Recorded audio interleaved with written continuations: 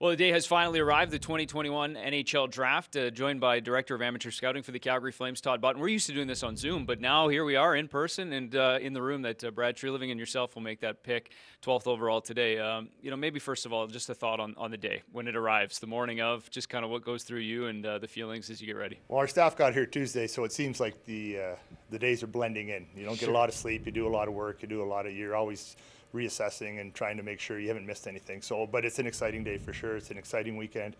To see guys that you haven't seen only on Zoom for a year and a half is really good. And just that interaction face to face, it can't be beat when you're trying to decipher a list or put things in order.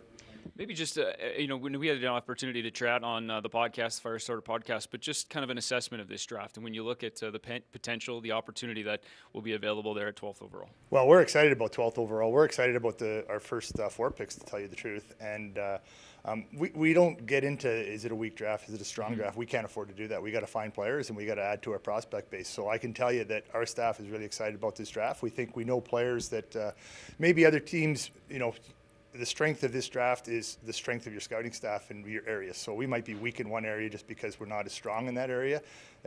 But we think overall, we're excited. The guys are really pumped about this draft. Well, and we've had so many conversations about how unique this one is, given how much video everyone's had to pour over, and in many cases, as you laid out previously, looking at the video before seeing guys in person, just because of the circumstances. Has that made your scouting staff strengthen any other areas? I mean, when you have to look at other ways to look at players or other things to kind of go about assessing, just kind of bringing out something different in terms of the scouting staff? I think you can watch more, but you're way more thorough in your overall assessment. When the season ends, when there's live hockey, there's no more hockey to watch. But now with all this information we have, the platforms, we go back, you can watch shifts, you can break it down by goals, assists, you can watch how they're scored, you delve into the analytics part and all the information we get. I think we have an experienced staff, so I think that helps too. We're not breaking in a couple of young guys that have never been through it. So when you have experience, I think the path is a little smoother putting a big puzzle like this together.